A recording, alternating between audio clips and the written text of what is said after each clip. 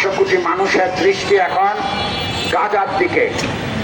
কারণ ইউরোপের থেকে, স্পেনের বার্সেলোনা থেকে সেখানে 42টি জাহাজ, ছোট জাহাজ যেগুলিকে ফ্লোটিলা বলে, সেই জাহাজে করে প্রায় 500 অধিকার কর্মী প্রাণ সহ গাজার দিকে যাত্রা করেছিল। সংগ্রামী বন্ধুগণ, সেই অধিকার কর্মীরা গাজায় পৌঁছতে পারেনি। তাদেরকে সমুদ্রের মধ্যে ইসরায়েলের সেনাবাহিনী, নৌবাহিনী তাদেরকে আটক করেছে। সংগ্রামী বন্ধুগণ, তার গাজার যে নিপীড়িত মানুষ, নির্যাতিত মানুষ, তাদের কাছে পৌঁছাতে পারেনি অধিকার কর্মীরা। যেই গাজার অধিবাসীদের একের পর হত্যা করা হচ্ছে, যারা হত্যাকারী সেই ইসরায়েলি এখানে বাধার সৃষ্টি করেছে। সুইডেনের বিখ্যাত মানবাধিকার কর্মী গ্রেটা থুনবার্গ, তাকে আটক করা হয়েছে। এই 500 জনের মধ্যে তিনিও আছেন। শুধু আটক করেনি, নির্যাতন চালানো হয়েছে তার উপরে। যারা আটক আছে তাদের বিষয়ে বিশ্ববাসী অবহিত নয়। তারা কি অবস্থায় আছে, তাদেরকে কি মুক্তি দেওয়া হবে, নাকি তাকে গ্রেটা থুনবার্গের মতো নির্যাতন চালানো হবে, অথবা গাজাবাসীর মতো গুলি করে তাদের হত্যা করা হবে। আপনারা গত 2 বছর যাবৎ গাজার হত্যাকাণ্ড দেখতে পাচ্ছেন। সেই 7ই অক্টোবর থেকে গাজার উপর ইসরায়েলি জায়নবাদরা আক্রমণ চালাচ্ছে। আর এই ইসরায়েলি জায়নবাদকে মদত দিচ্ছে সেই মার্কিন সাম্রাজ্যবাদ। মার্কিন সাম্রাজ্যবাদে রাষ্ট্রপ্রধান পরিবর্তন হয়, কিন্তু তাদের যুদ্ধের নীতি পরিবর্তন হয় না। আরব দেশগুলিকে কেন্দ্র করে তাদের নীতির পরিবর্তন নাই। ফিলিস্তিনকে কেন্দ্র করে তাদের নীতির পরিবর্তন হয় না। তাই আমরা দেখেছি জো বাইডেনের সময়ও সেই গাজার উপর হামলা, আবার জো বাইডেনের পরে এখন ট্রাম্প এসেছে। এই ডোনাল্ড ট্রাম্পও এই হত্যাকাণ্ড চালানোর ক্ষেত্রে ইসরায়েলকে মদত দিয়ে যাচ্ছে। ইতিমধ্যেই 66,000-এর অধিক মানুষ ওখানে বোমার আঘাতে, সেখানে গুলির আঘাতে, স্নাইপারের গুলিতে সেখানে মৃত্যুবরণ করেছে।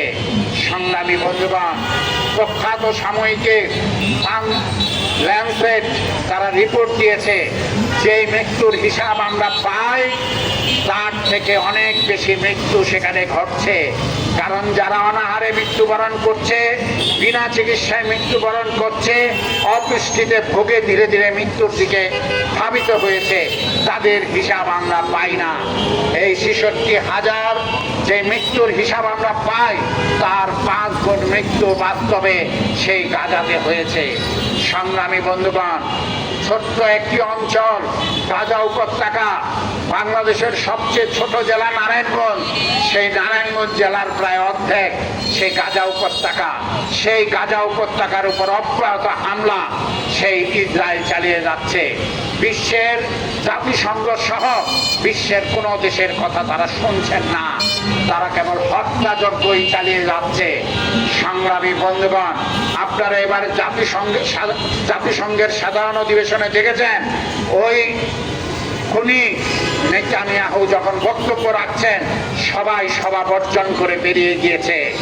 এর কোনো অপমান নাই, সে হত্যাযজ্ঞ অব্যাহত চালিয়ে যাচ্ছে, আর তাকে মদত দিচ্ছে ট্রাম্প। আপনাদের সামনে সুলতানা বলেছে যে মার্কিন যুক্তরাষ্ট্রের প্রেসিডেন্ট ডোনাল্ড ট্রাম্প 20 দফা প্রস্তাবনা রেখেছে ফিলিস্তিনে শান্তি প্রতিষ্ঠার জন্য। এই 20 দফা শুনলে আপনারা হতবাক হবেন। এখানে ইসরায়েলের স্বার্থকে রক্ষা করে এই 20 দফা প্রস্তাব সেখানে রাখা হয়েছে। গাজাবাসীর কোনো কথা সেখানে ট্রাম্প গ্রহণ করেনি, হামাসের কোনো দাবি তারা গ্রহণ করেনি। এই 20 দফা প্রস্তাব মানলে ডোনাল্ড ট্রাম্প বলছেন যে সেখানে আর হত্যাযজ্ঞ চালানো হবে না। সেই শর্তের মধ্যে আছে যে হামাসের হাতে যতজন ইসরায়েলি আছে আগে তাদের মুক্তি দিতে হবে, তারপরে তারা সেখানে গাজাবাসীদের মুক্ত করবে। সেই শর্তের মধ্যে আছে ইসরায়েলি সেনাবাহিনী যতক্ষণ খুশি সেই দেশে থাকতে পারবে, এটার কোনো সীমা থাকবে না। আর ওই দেশ অর্থাৎ সেই গাজা অঞ্চল পরিচালিত হবে ডোনাল্ড ট্রাম্পের নির্দেশনায়, তার লোকজনের নির্দেশনায়। যেই ট্রাম্প সেখানে হত্যাযজ্ঞ চালাচ্ছে, সেই ট্রাম্পের নির্দেশনায় নাকি ওই অঞ্চলের শাসন পরিচালিত হবে। তাহলে যে স্বাধীন ফিলিস্তিনের দাবি, হাজার হাজার মানুষ যেই দাবিতে জীবন দিচ্ছে, সেই স্বাধীন ফিলিস্তিনের দাবি সেইটা ভূপাতিত হবে। সংগ্রামী বন্ধুগণ, ফলে ট্রাম্পের এই প্রস্তাব গ্রহণযোগ্য নয়। ট্রাম্পের এই প্রস্তাবে সেই মার্কিন যুক্তরাষ্ট্রের তাবেদার 8টি মুসলিম দেশ আরব বিশ্বের তারা তাৎক্ষণিকভাবে স্বাক্ষর দিয়েছে। সেখানে সৌদি আরব আছে, কাতার আছে, আরব আমিরাত আছে, 8টি দেশ সেখানে স্বাক্ষর করেছে। এরা নামে মুসলিম দেশ হলেও সেই আরব বিশ্বের স্বার্থ এরা রক্ষা করে না, এরা মার্কিন যুক্তরাষ্ট্রের স্বার্থে পরিচালিত হয়। সংগ্রামী বন্ধুগণ, আমরা এই সমাবেশ থেকে পরিষ্কার বলতে চাই, অবিলম্বে এই হত্যাযজ্ঞ বন্ধ করতে হবে, এই গণহত্যা বন্ধ করতে হবে, নেতানিয়াহুকে শাস্তির আওতায় আনতে হবে। সংগ্রামী বন্ধুগণ, একই সাথে বলতে চাই, সেই গ্লোবাল ফ্লোটিলা যারা প্রাণ দিতে গাজায় যাচ্ছিল, তাদেরকে সেইখানে প্রাণ দেওয়ার সুযোগ দিতে হবে, তাদেরকে আটক থেকে অবিলম্বে মুক্ত করতে হবে। সেই ফ্লোটিলার বহরের পরে এখন আরো 9টি জাহাজ সেই গাজার দিকে যাচ্ছে। সেখানেও মানবাধিকার কর্মীরা আছে। আমাদের দেশের প্রখ্যাত আলোকচিত্র শিল্পী শহীদুল আলম, মানবাধিকার কর্মী, তিনিও সেখানে আছেন। সংগ্রামী বন্ধুগণ, হয়তো খুব অল্প সময়ের মধ্যে সেই জাহাজগুলো গাজার উপকণ্ঠে পৌঁছে যাবে। তাদের ভাগ্যে কি হবে সেটা হয়তো এই ফ্লোটিলার ক্ষেত্রে যেটা হয়েছে তারই পুনরাবৃত্তি হবে বা অন্য কিছু হতে পারে। আমরা পরিষ্কার বলতে চাই, তাদেরকে কোনোভাবেই গ্রেপ্তার করা যাবে না। তারা যেই উদ্দেশ্যে গাজায় যাচ্ছে, সেই উদ্দেশ্যে তাদের গাজায় যেতে দিতে হবে। সংগ্রামী বন্ধুগণ, এইভাবে সমস্ত দিক থেকে গাজাকে অবরুদ্ধ করে যেইভাবে সেখানে শিশু, নারী সহ অনাথ মানুষরা সেখানে মৃত্যুবরণ করছে, আপনারা দেখেছেন যে মা যে শিশুকে বুকে নিয়ে রাতে শুয়েছে, সকালে সেই শিশুই বোমার আঘাতে মায়ের কোলে মৃত্যুবরণ করেছে।